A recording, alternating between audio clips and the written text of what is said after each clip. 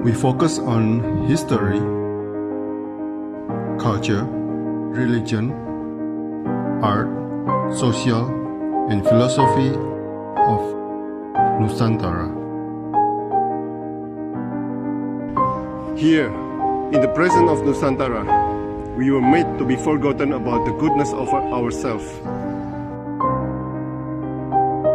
Because negativity seems to be more interesting for us. Now, I'm Sutoyo Raharto and friends, assist you, to remind you, to awaken you, that we still can find the gems of Nusantara. They are the great sights of Nusantara.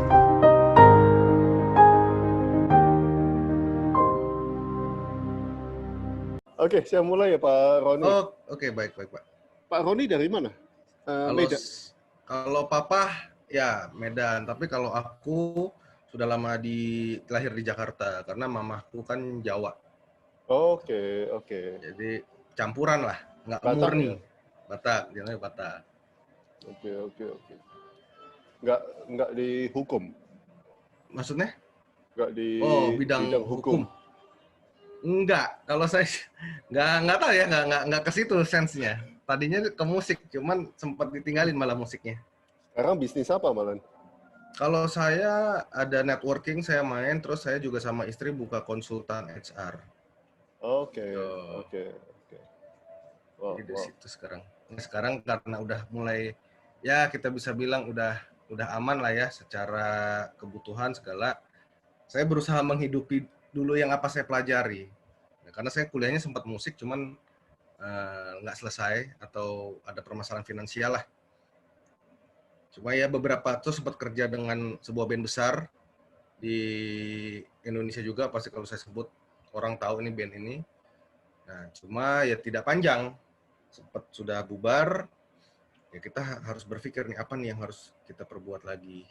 Gitu. Oke, nggak nerusin kuliah itu?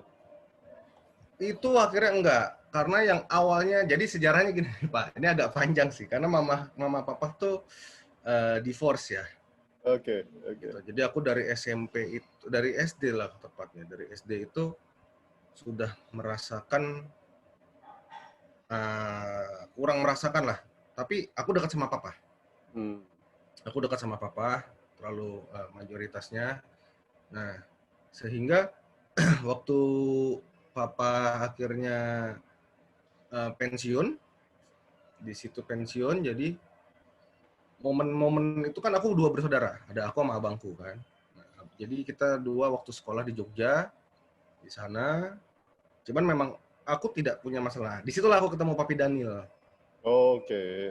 Dan Papi Daniel, dia kan memang suka yang, sixth sense-nya lah, sensitif untuk anak-anak yang kekurangan kasih sayang dari orang tua. Cuman aku bilang, aku sama papaku sih tidak ada masalah. Tapi aku punya masalah sama mama.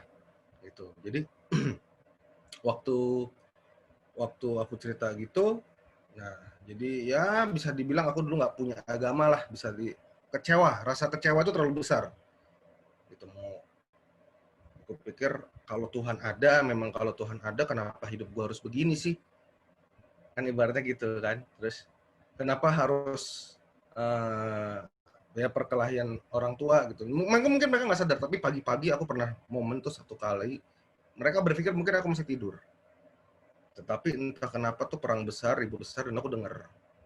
Di situ sedih sih, jujur aja, aduh sedih. Nah, pada tahun 98 atau 99 akhirnya memutuskan divorce. Ya di situ aku jujur aja kehilangan sosok, bukan bapak, justru kehilangan sosok ibu. Gitu. Kehilangan sosok ibu gitu kan.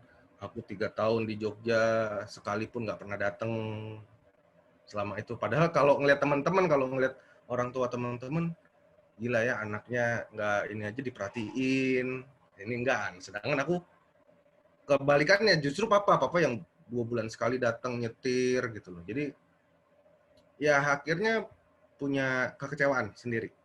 Ikut dia ke Kalimantan lah waktu itu kan, ke Kalimantan. Di situ dia ada sharing atau khotbah lah ya, khotbah. Ada beberapa bagian, tapi ada satu bagian yang buat aku tuh kena banget. gitu. Wah, ini rema banget. Dia bilang menceritakan tentang jembatan dan anak tangga. Gitu. Dia bilang, fungsinya bagus nggak sih jembatan dan anak tangga ini? Bagus ya, menghubungkan satu tempat ke tempat yang lain, ke A ke B. Tapi sadar nggak sih kalau anak tangga dan jembatan ini diinjak-injak, dikencingin, diludahin, maaf kata ya buang air besar di situ. Itu menghubungkan loh, tetapi seperti itu dia diperlakukan. Nah, sekarang manusia kenapa tidak bisa menjadi jembatan untuk orang lain? Karena ada yang namanya pride. Manusia ini nggak bisa nih harga dirinya diinjak-injak, nggak bisa apa namanya ya, seperti itulah. Oh, pas denger kayak gitu tuh di aku kena banget tuh. Momen aku, wah gila, kena banget. Pas pulang, jadi aku sempat ribut lah sama mama, sempat kita nggak kontak berapa tahun gitu, karena udah sempat bisa dibilang ya waktu itu pakaian kami udah sempat dibalikin, jadi karena aku ikut sama papa kan, sama apa, jadi barang itu kayak dibuang gitu loh, barang itu dibuang sama mama. Ya kita terima itu, ya kalau aku sih nggak sedih sih, karena emang clash kan, ya udah clash lah, bodo amat, nggak dianggap juga nggak apa-apa gitu kan. Tapi setelah saat momen itu, tahun berapa cuy? Aku lupa deh, 2009-an itulah, 2009 itu. Tapi di 2008 itu aku sempet depresi banget. Depresi banget karena papa udah pensiun, terus abangku harus menikah, tapi saat itu pun aku nggak punya penghasilan. Nah, di situ abangku yang sebagai ibaratnya tulang punggung, dia bilang sama aku, "Dek, abang udah nggak bisa lagi nafkain," gitu kan. Karena mau fokus ke nikahnya lah. Terus aku bilang, "Bisa kasih waktu nggak? Setahun aja. Karena gue ini nggak punya kerjaan, papa ini udah pensiun, terus mau gimana?" Saya bilang gitu kan. Ya pokoknya aku cukup rubet lah. Jadi di situ akhirnya alat-alat musik aku jual semua untuk kita hanya bisa bertahan. Untuk bisa bertahan ya, kalau balik lagi kita mau main musik tapi nggak punya alat musik, siapa orang mau ngajakin kan? Kasar katanya kan gitu kan. Siapa orang mau ngajakin? Nggak mungkin lah mau ngajakin. Ya sudah, sempat bingung mau kemana, entah kenapa ya akhirnya Tuhan bisa mempertemukan aku dengan Papi Daniel ini. Awalnya itu ngedit khotbahnya dia, jadi dia suka ngerekam, terus adalah salah satu anaknya juga, aku kerja sama anaknya, ya udah deh, lu ikut gua aja sini, editin khotbahnya si Papi. Ya udah itu. Nah, disitulah aku pas dengerin khotbah dia, peperangan batin itu ada gitu. Peperangan batin yang ya karena bukan dibentuk ya, mungkin karena sudah terbentuk banyak kekecewaan gitu. Bahkan aku sudah bisa dibilang bukan orang yang percaya adanya Tuhan. Kayak gini yang dia ajarkan itu nggak masuk akal di aku tuh, nggak masuk akal gitu. Ah, masa sih begini? Yang setahu gua tuh kalau mau sukses tuh begini. Orang kalau udah kaya udah deh hidup lu enak gitu lah. Nggak segala macem gitu kan. Ya karena balik lagi salah satu orang tuaku pisah, mungkin utamanya juga ekonomi. Gitu, faktor ekonomi juga. Jadi saat itu aku berpikirnya ya bisa dibilang adalah ya Tuhan gue duit deh, ada duit beres, ada duit beres gitu. Nah tapi setelah dengar beberapa khotbahnya dia gitu, oh, ternyata nggak seperti itu ya, bahwa hidup itu harus punya makna gitu. Kita harus sharing ya. Kalau di aku kan Nasrani lah ya, kita Nasrani, ada contohnya, kita berilustrasi aja gitu. Oh iya, kehidupan dia datang bukan untuk dilayani, dia datang untuk melayani. Prinsipnya kita nih ya Nasrani ini. Tapi kenapa manusia tadi nggak mau tuh melayani, tuh nggak mau, pengennya dilayani terus, selalu dilayani. Ayo dong layanin gitu kan. Nah di situ aku berpikir bahwa gue harus gimana sih sama hidup sebenarnya. Ya berjalan waktu, terus nikah, waktu nikah juga aku sama istriku tuh ya kita beda suku, istriku Chinese kan, sedangkan aku juga Batak. Aku bisa bilang apa iya bisa nih gitu, karena kan kalau ngomongin adat dua-dua nih cukup keras nih adatnya kan. Jadi apakah bisa gitu, bagaimana ya, puji Tuhan jalan. Terus sudah menikah, ada lagi nggak bisa punya, divonis lah istriku nggak bisa punya anak segala macam. Tapi balik lagi ya sudah mulai balik, kita mau berubah, kita pengen keadaan berubah, kitanya harus berubah. Kan gitu kan. Kita harus ada kesadaran untuk mau berubah. Kita nggak ngomongin orang lain deh, orang lain mau berubah bagaimana, keadaan mau berubah, tergantung. Dia akan berubah waktu itu, tapi kitanya ini yang menentukan. Ya, aku berubah, terus ya dengar-dengar sharing, dengar-dengar itu, punya Tuhan yang sama kok. Kalau itu berhasil di dia, masa nggak berhasil di saya? Kan ibaratnya gitu. Apa bedanya nih gitu. Cuman memang di situ pun saya menantang Tuhan, jujur aja waktu itu, bahwa Tuhan, kalau lu bisa kasih gua keturunan dalam waktu dekat, apa yang lu minta gua ikut deh. Sebulan dari itu istriku hamil. Di situ langsung, wah gila nih. Nah, di situ aku merubah semua hidupku tuh. Benar, yang tadinya ngerokok apa, itu aku lepas semua. Karena aku sempat kerja ya sama anak band juga ya, gimana sih kehidupan anak band gitu kan. Apalagi dulu sempat band gede juga, segala macam. Nah, itu aku tinggalin semua udah akhirnya. Aku udah deh coba yang lurus aja. Maksudnya jalan yang lempeng aja lah gitu loh. Kita hidup mau bahagia, mau tenang, enjoy. Ya di situ aku belajar pelan-pelan. Nggak gampang, memang jujur nggak gampang. Akan selalu ada gesekan bagaimana. Tapi ya pas salah satu yang membuat aku berubah ya Papi Daniel ini. Bahwa dengan punya prinsip seperti itu aku share. Gue diselamatkan, gue sudah diselamatkan. Kira-kira mungkin nggak ya gue bisa menyelamatkan yang lain. Ya minimal aku tuh dulu bebal banget, nggak pernah mau belajar. Sekolah itu bolos seminggu bisa 3 kali. Jadi papaku tuh selalu bilang gini, lu tuh nggak usah pinter-pinter amat deh, naik kelas aja udah cukup buat papa gitu, ibaratnya gitu. Nggak usah yang ranking apa, gue nggak butuh itu. Tapi ya balik lagi aku belajar berubah, aku bisa berubah.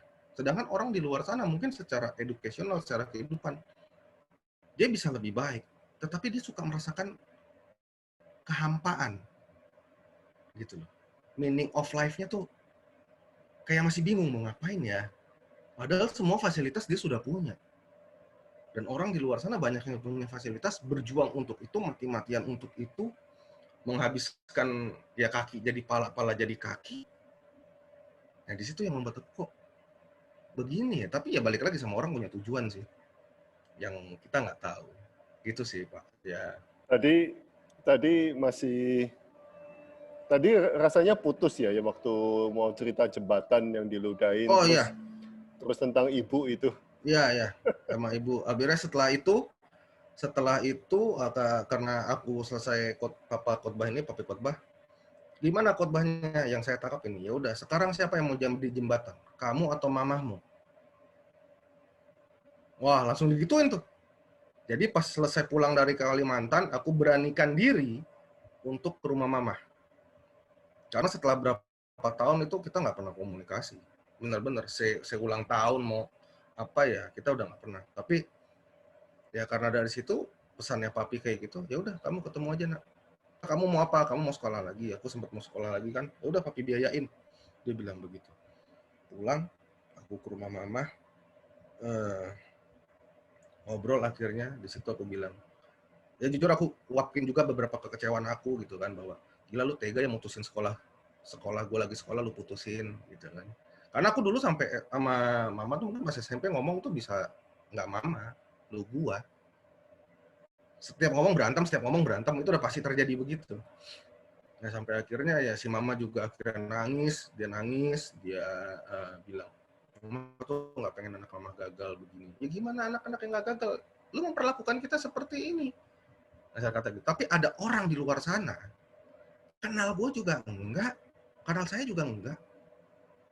Dia mau loh nyekolahin. Gitu. Itu sih gila sih. Sedangkan aku punya orang tua langsung yang ya bisa dibilang mama ini mampu lah. Tapi lu putus sekolah aku gitu kan. Terus ya seperti itu, ibaratnya terlantar gitu. Ya udah dari situ komunikasi mulai berjalan lah. Jadi sejak tahun berapa itu ya? 2010 apa 2010 ya itu berjalan. Tapi ya memang gimana ya? aku pun nggak gampang gitu loh. Masih ada kepahitan-kepahitan yang berat gitu, tapi harus dicoba. Kalau dicoba ya mulailah beberapa beberapa sudah bisa komunikasi lagi sih sekarang. Oke, wow, Gitu, gitu Pak. wow, ceritanya amazing ini. Iya, panjang sih kalau ini. Aku juga kadang-kadang ya gitulah. Oke, oke. Ini pertanyaan saya udah selesai yang nomor 1. Panjang ya untuk nomor 1 aja ya. Oke, ini yang wow banget ini. Saya mau lakukan ke anak saya juga, cuma belum sempat-sempat. Oh, oke. 10 impian Elia yang harus terwujud, apapun resiko dan tantangannya tidak akan menyerah dan akan selalu belajar. Wow. Ya. Siapa yang ngajari semangat ini, Pak? Ya saya balik lagi karena saya awalnya dunia networking. Dunia networking kan mengajarkan mimpi. Kita punya mimpi. Ibaratnya itu kan. Ya dulu saya juga nggak ngerti lah. Pengennya kan yang penting hidup punya gaji sekian. Punya pendapatan sekian gitu. Nah, karena di sini mentor saya juga, paman saya juga gitu. Nah, bisa dibilang dia orang tertingginya lah di Indonesia. Karena saya melihat momen saat itu, ya saya pernah bekerja dengan band besar, saya juga pernah melihat saudara saya saat lagi jatuh, beriringnya jalan, ini terbalik. Yang dia makin naik, yang ini makin jatuh. Di situ, nah, pas bubar ini, saya belajar lah sama dia. Saya belajar sama paman saya ini, memang networking ya, bisnis networking yang dimana sebenarnya secara orang tuh antipati lah. Ya kita bilang MLM, kalau aku MLM ya, MLM orang antipati. Tapi di situ sama saudaraku dibilang, udah lu belajar dulu lah. Jangan tolak dulu, karena lu juga nggak tahu mau berbuat apa kan. Ya ada, karena orang Batak kamu manggilnya udah, adiknya, sepupu papa kan. Ya ada, lu belajar dulu lah untuk merubah. Di sini yang penting pribadi dulu. Itu banyak belajar. Ya udah sejak itu aku memang tidak lulus. Aku tidak lulus SMA, aku tidak lulus. Cuman terakhir tuh lulus SMA. Kuliah nggak selesai, terus sempat kuliah lagi. Nah, yang disempat sama papi itu cuman di akhir ajian aku pas dia sama papi itu kan hanya bayar 1 semester kalau nggak salah. Jadi aku bilang, Pap, untuk semester 2 seterusnya papi nggak usah bayarin lagi, aku coba cari sendiri. Dan itu kan karena papi udah mau masukin aja tuh udah sudah anugerah lah. Gitu. Terus di akhir-akhir, nah ini ada momen skripsiku sama lahiran anak. Jadi tahun 2013 itu ini skripsi nih lahiran anak. Ini dua-duanya butuh duit nih. Aku datang ke kampus. Boleh nggak dicicil? Nggak bisa. Harus begini. Oh ya sudah, berarti saat itu aku tinggalkan itu. Aku perjuangkan yang satunya ya demi anak ini. Ya udah, akhirnya nggak putus lagi itu. Padahal tinggal skripsi doang. Tinggal skripsi itu beres. Nggak bisa tapi dilanjutin ya? Sekarang nggak bisa dilanjutin. Sempat dapat info ada pemutihan. Cuma saya mikir udah males. Lu bisa gitu, ada teman udah bilang bisa lanjutin, males lah tuh, udah nggak jadi apa-apa juga. Aku pikir gitu kan. Iya. Akhirnya nggak terus, tapi aku akhirnya senang belajar sama aku ini, disuruh belajar baca buku ya, karena kuliah juga sebenarnya cuman apa sih, absensi, belajar untuk memenuhi kebutuhan kan, bukan karena ingin berubah sebenarnya, karena pengen butuh. Tapi sama aku ini nggak bisa, lo harus baca buku, harus baca ini, terus ikut seminar ini, ikut training ini, ikut ini. Nah, aku suka tuh akhirnya.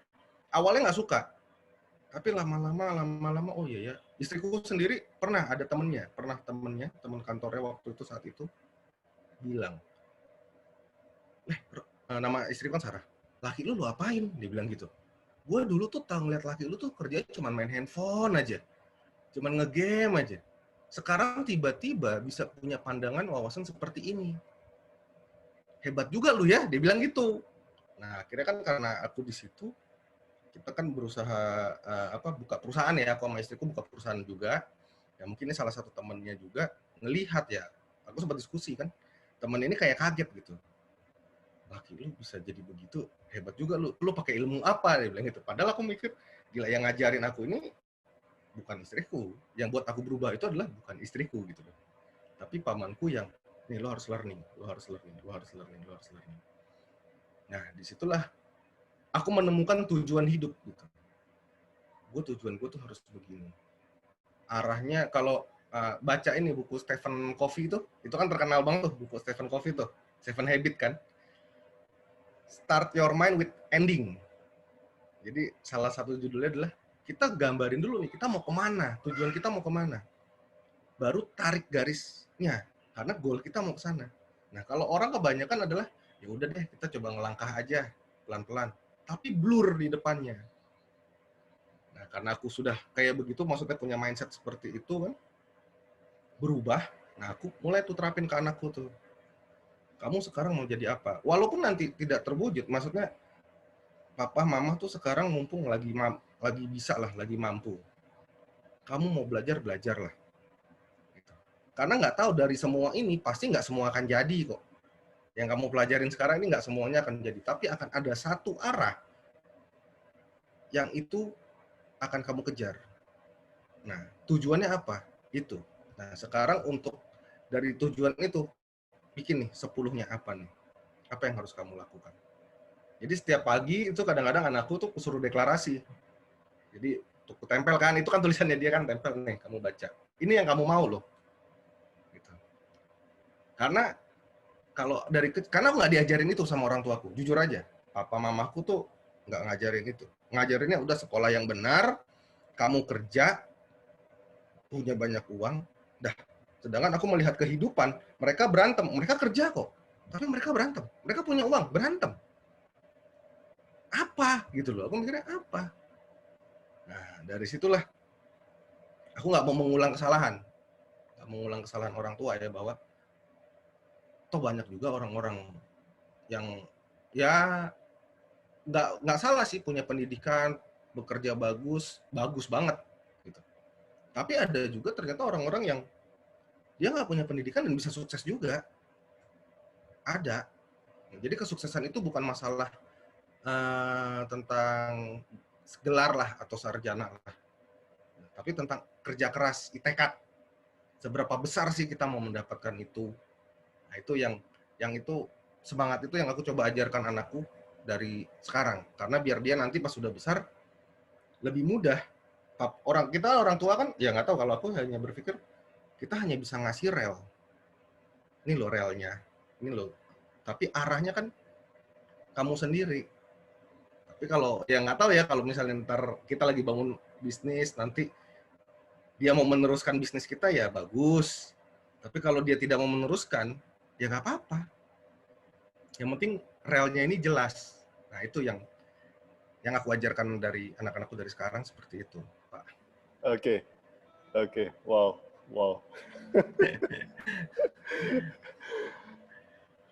Nah, ini yang balik ke perang batin ini. Ya. Apa yang Anda ajarkan kepada anak supaya kelak mereka bisa menghindari atau memperkecil peperangan batin seperti Pak Roni dulu itu?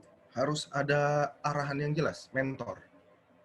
Jadi ya yang namanya hidup nggak mungkin lah nggak ada masalah. Pasti ada masalah, Pak ya. Tapi kalau kita punya orang yang bisa membimbing kita, seharusnya kita bisa mengurangi resiko masalah itu. Karena mereka sudah ada jalannya. Dan ya saya belajar kayak ilmu NLP atau apa, dia bilang manusia ini adalah budak pola. Sekarang kita mau ngikutin pola yang seperti apa? Pola kesuksesan, pola kebahagiaan, pola edukasional apa? Nah, kita mau mana? Itu terserah, itu pilihan di tangan kita. Nah, jadi untuk mengurangi ya, kalau aku bilang peperangan batin, dari sekarang pun kerohanian anakku juga udah harus kuterapkan. Jadi ya nggak yang saklek banget lah, tapi at least itu fondasi. Bagaimanapun keimanan adalah fondasi. Fondasi ini harus kuat. Kalau fondasinya kuat, ya prinsip aku simpel. Kalau kita ringkih, selama lemahnya masalah di luar, kalau kitanya ringkih, itu kita akan hancur. Tetapi sekuatnya kita, kalau kita kuat, mau masalah itu di depan sana berat kayak apapun, nggak akan pernah jadi masalah. Jadi build-lah karakter yang bagus, karakter yang baik. Mindset. mindset, karakter. Nah, itu yang aku terapkan sih. Oke. Pak Roni, Bread and Wine itu apa, Pak? Oke, Bread and Wine ini adalah band rohani saya. Band rohani saya sama Badai Chris Patih juga, dan ini ada di YouTube kalau nanti Bapak bisa mau searching, itu ada, judulnya adalah Perjalanan Iman. Nah, jadi ya setiap kita lah pasti punya perjalanan iman masing-masing. Yang kita nggak tahu itu kapan kita terpanggilnya. Gitu. Nah, lagu karya ini yang kita ingin coba share kepada masyarakat ya, bahwa bagaimanapun juga apapun yang kita lakukan itu harus benar sesuai kehendaknya. Gitu. Kalau kita mau pakai cara-cara curang pun sebenarnya bisa, nggak ada masalah. Tapi di akhirnya pasti juga akan ada dampak yang kita rasakan. Jadi yang kita pengen share adalah waktu di lagu itu Perjalanan Iman itu adalah bahwa ya jujur aja, jujur, tulus, sincere gitu. Bahwa kalau kita bisa, kalau orang bisa melihat, oh lu tuh baik ya, bener ya, maksudnya harus melihat agama, orang juga bisa melihat orang ini bisa bawa kedamaian, peacemaker lah, atau bisa membawa perubahan lah, tanpa harus embel-embel membawa agama, apalagi kalau agama itu hal sensitif tuh di negara kita kan, itu sensitif banget, itu digoreng sedikit, boom, goreng dikit, ya kita nggak bisa ngomongin gitu. Kalau mau ngomongin agamanya ya udah, ya lu hidupnya seperti apa, hidup lu menunjukkan ke agama, keimanan lu, itu paling ya itu sih. Sama Badai Chris Patih aku bikin band ini. Wow. Oke. Katanya baru menciptakan 2 lagu ya? Sebenarnya Atau 3 lagu? justru dalam 2 minggu ini lagi produktif banget, Pak. Saya nyiptain udah 9 lagu saya. Wow. Yang terakhir baru tadi siang. Kemarin katanya berapa hari yang lalu itu baru 2 atau 3 katanya. Iya, baru 2. Ini udah 9. Baru tadi siang nih saya bikin untuk papa saya. Oke. Lagu itu. Coba saya cek minggu depan bisa 90 kali. Mudah-mudahan, Pak. Untuk produktif banget, lumayan tuh bisa dijual. gitu. Kita ngobrol kapan deh? Minggu lalu kelihatannya ya. Ya, minggu-minggu lalu lah. Hari Jumat. Iya, baru 2, Pak. Iya, baru 2. Sekarang udah 9. Itu 2 yang baru yang lagi sedang proses ya. Oke. Pertama kan sudah ada. Ini yang 9 ini yang mentah aja sih. Cuman gitaran sama vokal baru pikiran. Oke. Menciptakan sesuatu yang akan menjadi jawaban dan dampak yang baik untuk orang banyak. Ini visi atau moto ya. Apa yang membakar semangat ini, Pak? Yang membakar saya adalah sebenarnya bukan membakar ya, tapi lebih tepat kesadaran bahwa gua ini dulu orang bebal banget gitu. Bisa dibilang nggak punya harapan lah, nggak punya masa depan. Saya merasa itu saat itu. 10-15 tahun yang lalu, saya tuh merasa itu. Nggak punya nih gua harapan gitu. Bahkan ada hasrat untuk pengen mengakhiri hidup itu ada. Tapi ternyata dengan ya kita berani membuka diri atau tetap berusaha mencari, ketemu orang-orang yang tepat, lingkungan yang tepat, orang yang bebal pun yang nggak punya harapan pun itu bisa punya harapan kok. Selama orang itu mau sadar bahwa hidupnya dia tuh meaningful. Mungkin nggak bisa buat orang banyak deh, tapi cobalah mulai dari skup kecil dulu. Dari ya misalnya keluarganya buat orang tuanya, kalau masih ada orang tua. Kalau ada anak ya buat anaknya, atau minimal kalau dia nggak punya, cuman punya sibling gitu, cuma punya saudara, tunjukin untuk, ayo loh, gue juga bisa berubah. Gitu. Dan saya justru cukup mengapresiasi, bukan dalam arti saya rasis ya, tapi saya cukup mengapresiasi ya kayak suku Batak, suku Chinese gitu, bahwa kekeluargaan yang mereka tuh kuat, besar, bisa saling nolong. Kenapa kita mau pusing mikirin yang besar dulu, kalau yang kecil aja kita nggak mau pikirin. Nah, itu yang membuat saya Bisa deh, cuma ya balik lagi, nggak semua orang mau membuka diri, nggak sadar bahwa gila diri lu tuh berharga. Ya logikanya simpel kasar, kalau saya ada yang bilang dulu kan saya ateis nih Pak ya, kasar kata. Kalau saya sekarang ketemu orang ateis dalam artian, gila, lu logika aja deh. Teknologi mana yang canggih dari sperma sama sel telur bisa jadi segede kita? Itu kan logika aja tuh. Secara logika. Nggak bisa. Udah segede gini, dari rambut sampai kaki, ada saraf, ada darah, ada paru-paru, jantung, apalagi mata, hidung, yang mereka punya fungsi berbeda-beda. Bill Gates aja nggak secanggih itu. Gitu. Tesla aja ya, ibaratnya Tesla yang dia sekarang orang kaya lah, atau orang kaya gini, dia nggak bisa bikin manusia. Jadi kalau lu mau mencari keajaiban, yang aku coba share sama teman-teman, tolonglah sadar bahwa lu itu sudah keajaiban. Cuman mungkin butuh lingkungan yang lebih baik. Butuh orang yang bisa mengarahkan. Nah, jadi ya prinsip orang sih masih banyak lah. Berteman dengan siapa saja. Tetapi bergaul, kita harus milih-milih. Karena 5 orang di sekitar kita, itu akan membentuk karakter kita. Wow. Gitu. Dapat dari mana itu? itu dari paman saya tuh. Oh, Dia ngajarin. Dia ngajarin itu seperti saya. Seperti itu, Pak. Soalnya saya juga belajarnya seperti itu. Nah, bener kan berarti kan? Nah, Bapak berarti ada yang ngajarin kan? Ada yang ngajarin berarti kan? Ya, tapi saya itu dari coach saya. Oh, dari coach. Iya. Ya, saya juga suka ikut coach training apa, makanya saya jadi senang sih. Iya. Gitu. Oke, masa depan sebuah lagu yang Anda tulis, apa yang Anda impikan, Pak Roni? Oke. Jujur aja saya nggak munafik, saya ingin menjadi orang kaya. Tapi orang kaya yang bisa menjadi berkat buat banyak orang. Saya ingin kayak, ya saya pengen, mungkin saya ngeliat Papi Daniel gitu. Dia benar-benar 100% kehidupannya kerohanian. Kita kalau bilang kan ibaratnya, Tuhan emang nggak butuh duit kita. Orang Dia yang maha pemberi kok. Tetapi pekerjaannya Tuhan, itu butuh pakai duit. Nah, jadi That's true. itu jujur. Maksudnya itu yang banyak dipungkiri sama orang. Iya, orang banyak memungkiri. Saya dulu juga berpikir bahwa jadi orang kaya jahat kok. Saya juga melihat itu. Tetapi saya mau melihat yang jahat. Kenapa lu nggak mau melihat yang baik? Ya kayak media tadi kita, Pak. Yang diekspos yang mana? Kan ibaratnya gitu kan, Pak ya. Tapi ada gitu. Dengan uang, bukannya dengan uang. Saya bukannya ini banget sama duit, tapi dengan yang ada uang ya hampir bisa dibilang 80-90% masalah kita terselesaikan kok.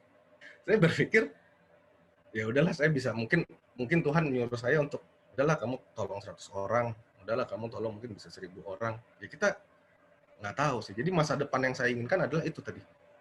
Masa depan ya saya pengen jadi orang kaya, saya ingin yang bisa jadi berkat, dan saya bisa jadi inspirasi buat orang lain.